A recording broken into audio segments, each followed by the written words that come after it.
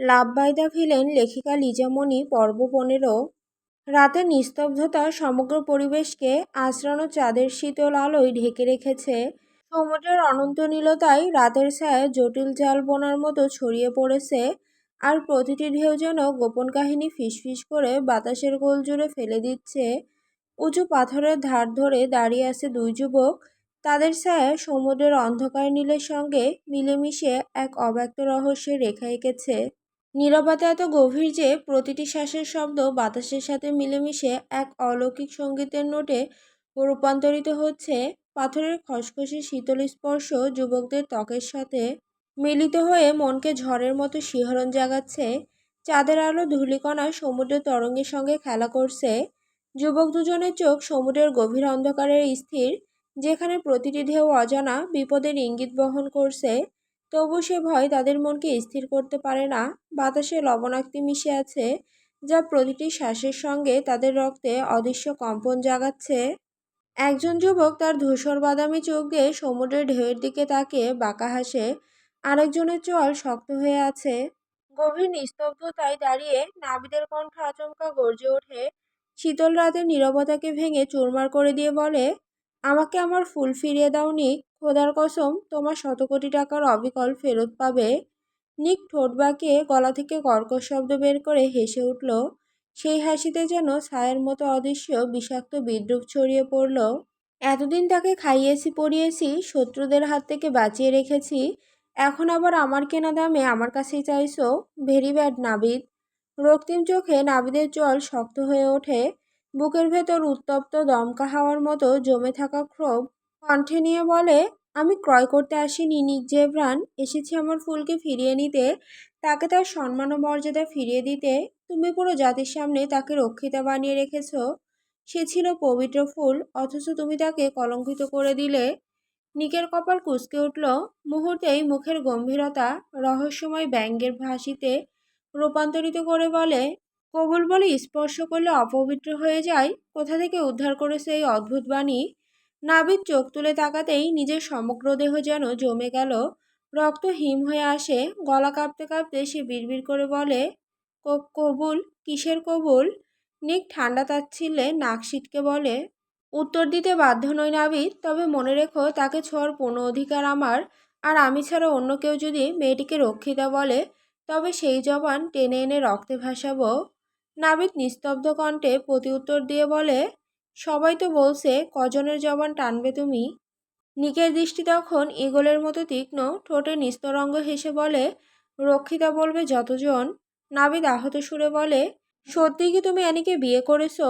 নিক ঠান্ডা গলায় গ্রীবাদেশ নাড়িয়ে বলে, কবুল বললে কি বিয়ে হয়ে যায়? যদি হয়ে থাকে মেবি করেছি, তোমার কি মনে হয়? সেই মুহূর্তে নাবিদের অন্তর্জগৎ দুলে ওঠে, চোখ ভরে উঠল অশ্রু জলে, অথচ কান্না গোপন করতে চাইল। ফেটে পড়া কণ্ঠে নিঃশ্বাসের সঙ্গে ভাঙা শব্দ বেরিয়ে আসে, আমার ভালোবাসাকে এইভাবে ছিনিয়ে নিলে কেন? আমি কি অপরাধ করেছিলাম? নিক তাচ্ছিল্যের হাসি এসে ফিসফিস করে বলে, শান্তি খুঁজে পাই। নাবিদের চোখ রক্তিম হয়ে ওঠে, হঠাৎ বজ্রগর্জনের মতো চিৎকার করে বলে, অ্যানিকে তুমি কি করেছো নিক? নিক নিষ্ঠুর ঠান্ডা হাসিতে উত্তর দেয়, বাসর হয়েছে, ছোঁয়াছুঁই হয়েছে, আরও গভীর আলিঙ্গনও হয়েছে, কিন্তু সেসব তোমাকে বলার প্রয়োজন নেই। আর পরের বার যদি আমার পাখি শব্দটা তোমার মুখে শুনি, তবে গলায় ছুরি চালিয়ে শ্বাসনালী টেনে বের করে আনবো। আসলেই আমার পাখি শব্দটা এখন সহ্য হয় না, অথচ আশ্চর্য, আঘাত করতে গেলেই হাত থেমে যায়। সমুদ্রের ঢেউ তটভূমি ভাঙতে ভাঙতে গর্জন করছিল। সেই গর্জন যেন নাবিদের অন্তরের আর্তনাদ, তার কলিজা ছিঁড়ে যাচ্ছে। যে ফুলকে শৈশব থেকে পাওয়ার স্বপ্ন দেখেছে, সে আজ অন্যের দখলে। তবু নিজের দুর্দশার মধ্যেও সে একটা কথাই ভাবছে, অ্যানিনিককে ঘৃণা করে তাকে নয়, সম্মানের চোখে দেখে। তাই সামান্য বিয়ে ভেঙে যাওয়া দিয়ে থেমে থাকা যাবে না। নিজেকে শক্ত করে নিয়ে ঠোঁটে বিদ্রুপের হাসি টেনে নিল নাবিদ। যেদিন তুমি অ্যানিকে রক্ষিতা বানালে, ভেবেছিলাম তোমার অপবিত্র ছোঁয়ায় আমার ফুলটি কলঙ্কিত হয়ে গেছে, অথচ সেই কলঙ্কিনীকেই গ্রহণ করার জন্য আমি ইরান থেকে আফ্রিকা পর্যন্ত ছুটে এসেছি। এখন তো সে হালাল ছোঁয়া পেয়েছে। কবুল বললেই স্ত্রী হয়ে যায় না নিক। ভালোবাসার সম্মানের প্রয়োজন হয়, দুজনের মনের মিল দরকার। নিক শীতল দৃষ্টিতে বলে, কে বলল স্ত্রী? আমি তো তাকে স্ত্রী হিসেবে স্বীকার করিনি। We are just married, but I have not accept her as my wife. নিকের বাক্যে নাবিদ রাগে ফুঁসে ওঠে, দাঁত কিরমিরে ক্রুব্ধ স্বরে গর্জে বলে, তুমি একেবারে সাইকো। যখন স্ত্রী মানো না তখন বিয়ে করলে কেন? নিক ইগলের মতো চোখ শুরু করে ঠান্ডা গলায় বলে, আবারও প্রশ্ন? আচ্ছা নাবিদ, যদি তোমাকে মেরে এই সমুদ্রে ভাসিয়ে দেই, কেউ কি তা দেখবে? অথচ কেউ কি কাঁদবে তোমার জন্য? নাবিদ বিস্মিত ক্রোধে বলে, মৃত্যুর হুমকি দিচ্ছ আমাকে? নিকের ঠোঁট বাঁকা হয়ে রহস্যময় হাসি ফুটে ওঠে। সীমা অতিক্রম করলে হুমকি বাস্তব হয়ে যাবে। অকারণে হাত রক্তাক্ত করতে চাই না। তারপর সে বিশাল পদক্ষেপে গাড়ির দিকে এগিয়ে যায়। পেছনে ভাঙাচোরা নীরবতা, সমুদ্রের উন্মত্ত গর্জন রেখে। আর নাবিদ তাকিয়ে আছে নিকের যাওয়ার দিকে, ক্রোধ চোখে, মনে অগ্নি, তবুও হৃদয়ের গভীরে অ্যানির জন্য এক অদম্য ভালোবাসা। নিক বড় বড় পা ফেলে নিজের গাড়ির কাছে যায়। নাবিদ সেদিকে তাকে বিশ্বাস নিয়ে বলে, একটা কথা মনে রেখো নিক জেবরান, অ্যানি আমাকে অসম্ভব ভালোবাসে। আর আমি অ্যানিকে, আল্লাহ যদি সহায় থাকে তাহলে হাজার পুরুষের মধ্য থেকেও আমি তাকে ফিরিয়ে আনবো। এরপর আমার স্পর্শে তাকে আবারও গড়ে তুলব। পরবর্তী খেলার অপেক্ষায় থেকো নিক জেবরান। যাকে আটকে রাখার জন্য তুমি লড়বে, সেই ব্যক্তিটা আমাকে অসম্ভব ভালোবাসে। নাবিদের কথায় নিক চোখ বন্ধ করে ফেলে, দাঁত কটমট করতে থাকে। গাড়ি সিটে আঘাত করে বড় বড় শ্বাস টানে। একটা কথাই ঘুরপাক খাচ্ছে মস্তিষ্কে, অ্যানি আমাকে অসম্ভব ভালোবাসে। রাত প্রায় 12টার কাছাকাছি। আফ্রিকার এক জমকালো বারে একের পর এক হুইস্কির বোতল শেষ করে যাচ্ছে নাবিদ। পাশে হাজারো নগ্ন মেয়ের আনাগোনা, কিন্তু তার দৃষ্টি সেদিকে নেই। সে তো একটা মেয়েকেই চেয়েছিল, কিন্তু তাকে অন্যজন নিয়ে নিল। কিন্তু এটাকে তো নেওয়া বলে না, এক প্রকার ছিনিয়ে জোর করে রেখে দিয়েছে। নাবিদ ওয়াইনের বোতলটা খুলে ঢকঢক করে গিলে ফেলে। পুরুষ কাঁদতে পারে না, কাঁদলে ইতিহাস ভঙ্গ হয়ে যাবে। তাই হয়তো নাবিদ পুরো দেশ কাঁপিয়ে কাঁদতে পারছে না। না হলে এক পাগল প্রেমিকের কান্না হয়তো সবাই দেখত। চোখ দুটি লাল হয়ে পড়ে, ইন করা শার্টটা অগোছালো হয়ে পড়ে আছে, চুলগুলোর এক বিদ্রূপ অবস্থা। নাবিদ এক বোতল ওয়াইন নিয়ে টলতে টলতে নিজের গাড়ির কাছে চলে যায়। অস্থিরতায় মাথা ফেটে যাচ্ছে। গাড়ির কাছে গিয়ে পড়ে যেতে নিলে আবার গাড়িকেই শক্তভাবে চেপে ধরে। মুখ থেকে বেরিয়ে আসে কিছু বিশ্রী শব্দ। কোনো রকম গাড়ির ডোর খুলে গাড়ি স্টার্ট দেয়। গাড়ির গতি ছিল অন্য দিনের তুলনায় অনেক। নাবিদের মাথা ঠিক নেই, মস্তিষ্ক কাজ করছে না। বারবার মনে হচ্ছে অ্যানি কারো বউ হয়ে গেছে। তার ভালোবাসা, তার ফুলটা এখন আর তার নেই। কষ্টে বুকটা ছিঁড়ে যাচ্ছে। নাবিদ গাড়ির গতি আরো বাড়িয়ে দেয়। রাতের অন্ধকারে নির্জন রাস্তা দিয়ে শাঁসা করে গাড়িটা এগিয়ে যাচ্ছে। নাবিদ ঝাপসা চোখে সামনে কোনো কালো অবয়বকে দেখে কপাল কুঁচকে ফেলে। কেউ হাত বাড়িয়ে কিছু একটা চাইছে, কিন্তু সে ভালোভাবে দেখতে পারছে না। ঝাপসা চোখে মনে হচ্ছে কেউ গাড়ির সামনে চলে আসতে। আচমকা যেন নিজের হুঁশ ফিরে আসে। সামনের ব্যক্তিটাকে বাঁচানোর জন্য মরিয়া হয়ে ওঠে, কিন্তু কিছুতেই গাড়ি থামাতে পারছে না। নিজের সর্বোচ্চ শক্তি দিয়ে গাড়িটাকে ঘুরিয়ে একটা খাম্বার সাথে ধাক্কা লাগায়। মুহূর্তেই গাড়িটা এক বিকট শব্দ করে ওঠে। সামনে থাকা ছায়াটা মুখে হাত দিয়ে বিকট শব্দে চিৎকার করে ওঠে। মেয়ে হিসেবে চোখের সামনে এমন দৃশ্য দেখে আত্মা শুকিয়ে আসে তার। লিফট নিতে দাঁড়িয়েছিল, কিন্তু কে জানতো এভাবে অ্যাক্সিডেন্টের সাক্ষী হবে। হায় খোদা, এখন যদি কোনো পুলিশ চলে আসে তাহলে সব দোষ আমার উপর চলে আসবে। বাট আমি তো কিছু করিনি, সামান্য লিফট চেয়েছিলাম ভাই। এভাবে আমার সামনেই তোর অ্যাক্সিডেন্ট করতে হলো। রিদ্ধিমা, তোর কি পালিয়ে যাওয়া উচিত, নাকি এই ব্যক্তিটাকে সাহায্য করা উচিত? রিদ্ধিমা হাজারটা ভেবে পালিয়ে যাওয়ার জন্য পা বাড়াতে গিয়েও থেমে যায়। জানা নেই মনের অজান্তে আবার পিছিয়ে ফিরে তাকায়। পুলিশের কেস মাথা থেকে চলে যায়। বুকের ভেতরে সাহায্য করার মনোভাব জেগে ওঠে। নীরব পায়ে এগিয়ে যেতে থাকে। চুলগুলো বাতাসের সাথে উড়ছে। এক পাশে দিয়ে রাখা ওড়নাটা পেছন দিক দিয়ে গড়াগড়ি খাচ্ছে, কিন্তু সেদিকে তার কোনো খেয়াল নেই। নিষ্পলক চোখে গাড়ির কাছে চলে আসে। গাড়ির ভেতরে থাকা আহত ব্যক্তিটাকে দেখে অধৈর্য হয়ে ওঠে। নাবিদের মাথা স্টিয়ারিংয়ের ওপর পড়ে আছে। কপাল ফেটে কেমন রক্ত বের হচ্ছে। রিদ্ধিমা দ্রুত গাড়ির ডোর খোলে। নাবিদের মাথাটা তুলে সিটে হেলান দেওয়ায় নাবিদের কপাল থেকে রক্ত পড়ছে। ওয়াইনের গন্ধ রিদ্ধিমার নাকে আসতেই চেহারা কুঁচকে ফেলে। নাকে ওড়না চেপে রাগে গজগজ করতে করতে বলে, শালা মাতালের ছাও, মদ খেয়ে মাতলামো করে গাড়ি চালালে তো অ্যাক্সিডেন্ট ঘটবেই। দেখে তো ভালো বংশের ছেলে মনে হচ্ছে, তবু বখাটে মার্কা চলাচল। জানি না কোন বাপের কপাল পুড়ছে এই বেটা। ইচ্ছে তো করছে এখানে রেখে চলে যেতে।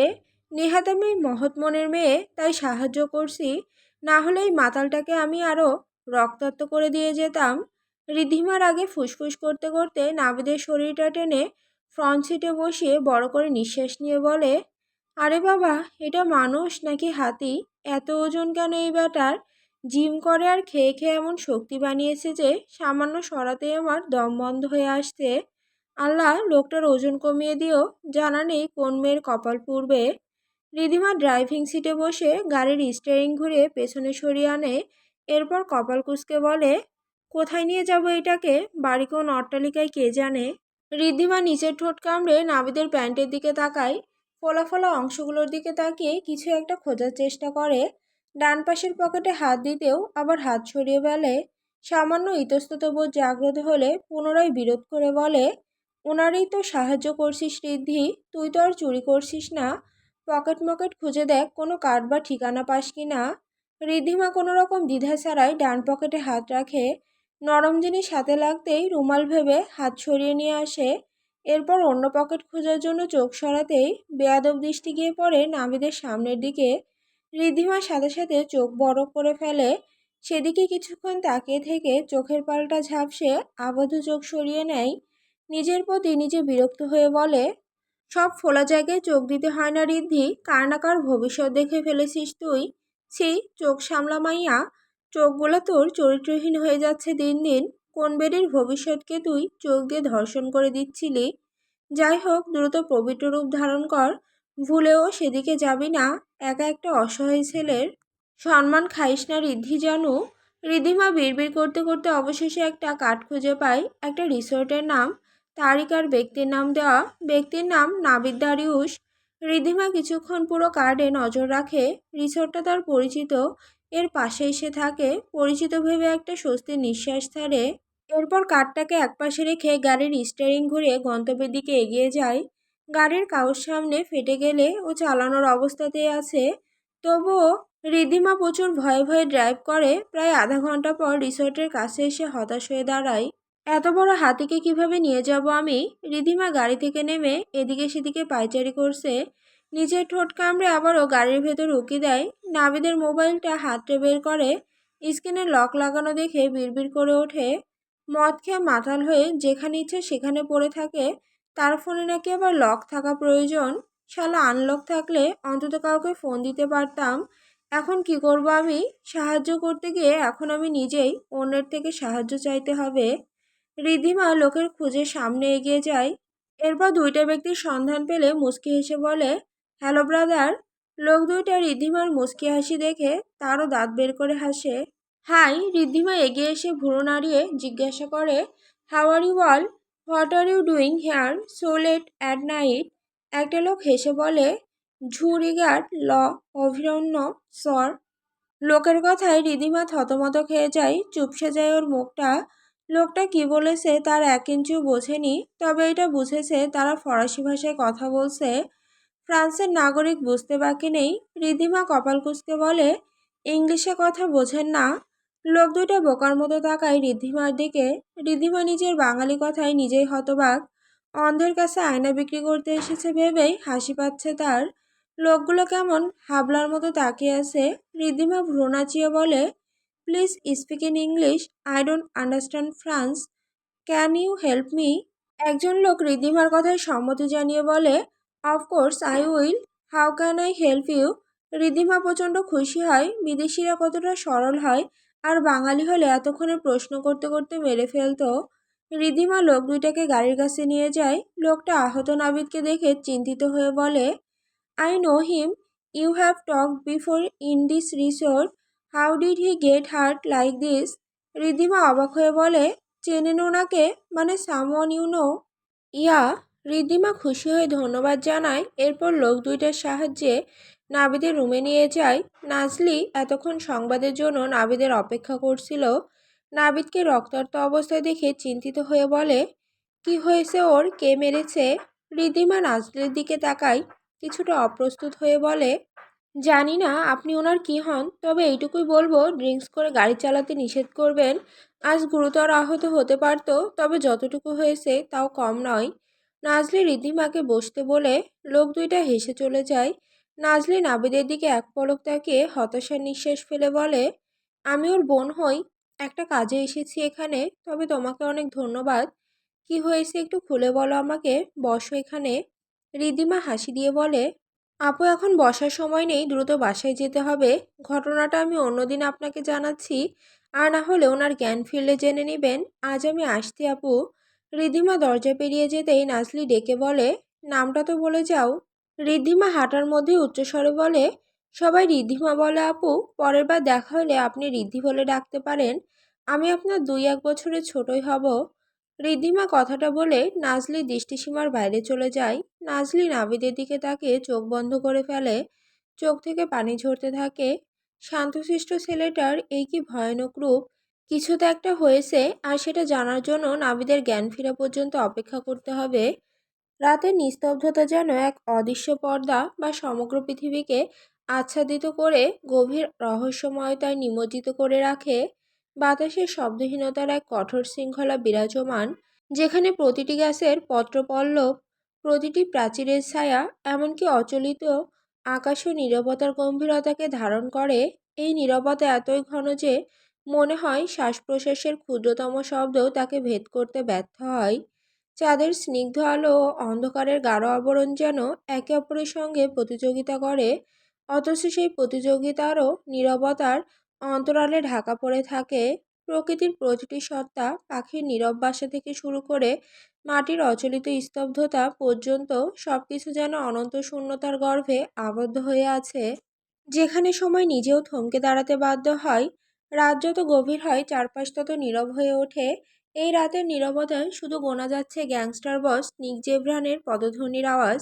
এই রাতের নিঃশব্দতায় কেবল প্রতিধ্বনি শোনা যাচ্ছে, নিক জেব্রানের পদচারণার গর্জন দেয়ালের প্রতিটি রফার মধ্য দিয়ে প্রবেশ করছে। ক্রোধে তার চল অচঞ্চল, চোখে আগুনের শিখা জ্বলছে। দ্রুত সিঁড়ি অতিক্রম করে সে উপরে উঠে অ্যানির রুমে ঢুকে পড়ে। ঘুমন্ত অ্যানিকে হ্যাঁচকা টেনে সোজা দাঁড় করায়। এমন প্রগাঢ় ক্ষুব্ধতায় অ্যানি ভয়ে হালকা চেঁচিয়ে ওঠে। কাঁচা ঘুম ভেঙে যায়, শরীর কাঁপছে, হৃদয় থেমে গেছে মনে হচ্ছে। শরীর ঝাঁকিয়ে ওঠে। নিকের হাতের থাবা এত শক্তি নিয়ে চেপে ধরেছে যে মনে হচ্ছে মাংস ভেদ করে আঙুলগুলো হাড়ের স্পর্শে ঘষছে। অ্যানির চোখ দিয়ে আচমকা পানি গড়িয়ে পড়ে। রাগে নিকের স্পর্শে তার আত্মা চেঁচাচ্ছে। নিক অ্যানির চিবুক আচমকা আরো জোরে চেপে ধরে বলে, নাবিদকে তুই ভালোবাসিস? এই বান্দির বাচ্চা, বল ভালোবাসিস তুই নাবিদকে? অ্যানি হকচকিয়ে ওঠে। অশ্রুসিক্ত নয়নজোড়া তুলে সে তাকিয়ে আছে নিকের ধূসর চোখের দিকে। এতে এক প্রকার ধ্বংসের আগুন জ্বালাচ্ছে।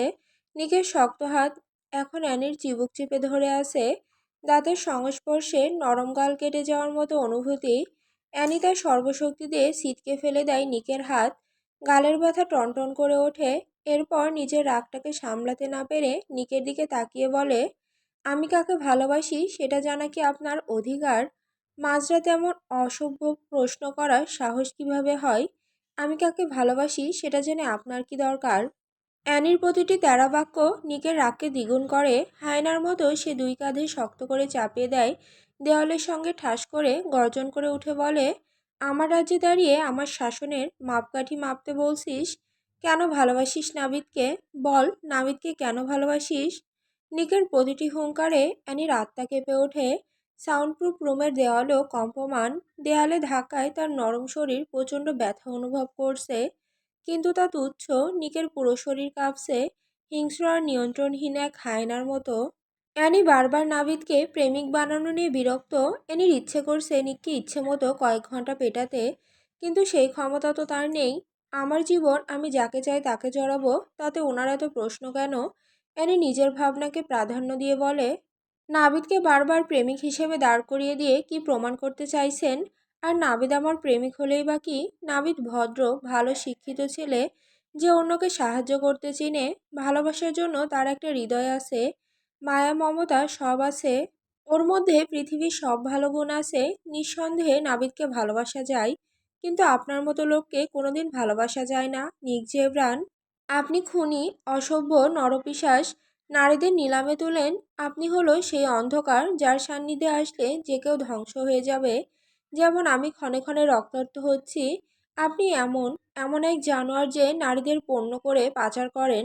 নিষ্পাপ বাচ্চাগুলোকে মায়ের বুক থেকে ছিনিয়ে এনে বিক্রি করে টাকার পাহাড় জমান। এইসব পাপ করিত হয়েছেন আজকের গ্যাংস্টার বস নিক জেভরান। পুরো আফ্রিকার রাজা হয়ে উঠেছেন।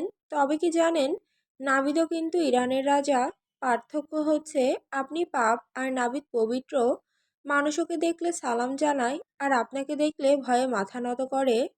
ফেরাউনের মতো নিজের ক্ষমতা দেখে সাম্রাজ্য শাসন করছেন। আর নাবিদ ভাই সততার সাথে ইরানের বাদশাহ শিল্পপতি হয়েছে। একজন ভালো ভদ্র সুপুরুষকে শুধু আমি নয়, পুরো জাতি ভালোবাসতে বাধ্য। আর আমি ওনাকে ভালোবাসি। উনি আমাকে ছোট থেকে ছায়ার মতো আগলে রেখেছে। ভালোবাসা। অ্যানি আর বলতে পারেনি। হঠাৎ নরম গালে পরপর দুইটা শক্ত হাতের থাপ্পড় পড়তেই টেবিলের কাছে ছিটকে পড়ে। একটুর জন্য টেবিলের কর্নার লাগেনি কপালে। রক্ত বের না হলেও চামড়া থেতলে গিয়েছে। অ্যানির পুরো পৃথিবী ঘুরে ওঠে। দুইটা থাপ্পড়ে যেন মনে হচ্ছে কোনো পাহাড় তার মাথার উপরে রেখে দিয়েছে। শরীরটা ঠিক এমন নিস্তেজ হয়ে আসে। নিজেকে সামলে ভালোভাবে দাঁড়াতে যাবে। নিকের শক্ত হাতের স্পর্শে শরীর ঝাঁকুনি দিয়ে ওঠে। নিক হায়নার মতো রাগে ফুসফুস করছে।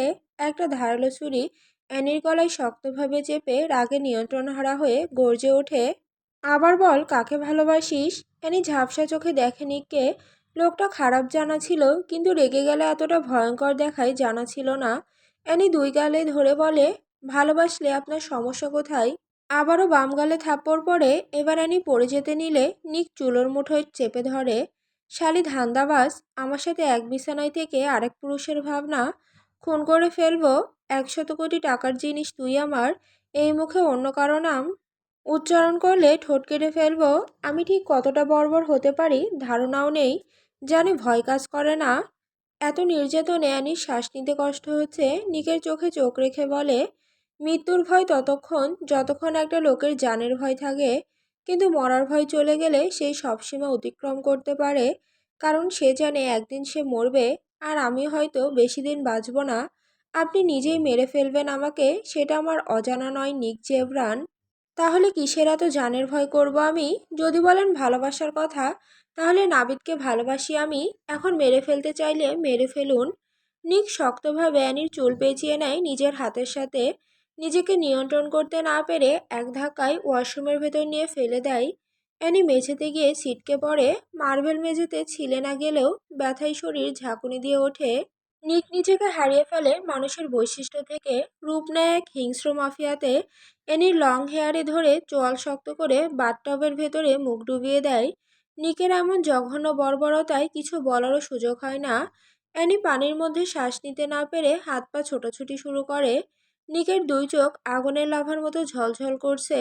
অ্যানির মাথাটা আরো ভালোভাবে চেপে ধরে বলে, মাই ক্রিমসন ডিজিয়ার, এত সহজে তো তোকে মারবো না। তিলে তিলে কষ্ট দিয়ে নিজের কাছে এই চার দেওয়ালের ভেতরে বন্দি করে রাখবো, যাতে রাতে শান্তিতে ঘুমাতে পারি। জাস্ট ঘুমানোর জন্য তোকে রাখবো।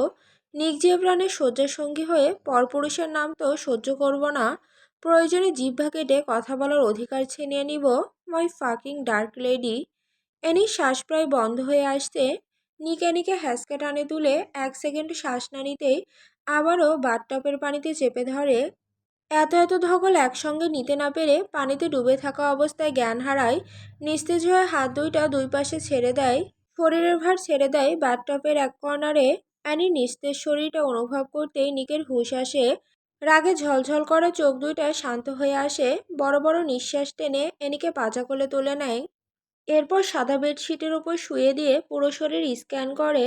পানির কারণে টি শার্ট পুরোটা ভিজে গিয়েছে। সাদা টি শার্টের ভেতরে লাল জিনিস নজরে পড়তেই শুকনো ঢোক গেলে ছন্নছাড়া হয়ে পড়ে কিছুক্ষণের মধ্যেই। অ্যানির দিকে এক পলক তাকাতেই নিঃশ্বাসের ঘনত্ব বেড়ে যায়। অবাধ্য পুরুষটা গর্জে উঠতে চাইছে। নিক বিরক্তি নিয়ে বিড়বিড় করে আওড়ায়, রেড অ্যান্ড হোয়াইট একদম ম্যাচ। তবে আমার কাছে ভালো লাগছে না। অসহ্য সব সব লাল রং তুলে দিব। জাস্ট ক্ষমতা আসুক একবার। বালছালের কালার কে বানিয়েছে এই সব? কালার ঠিক করতে পারে না।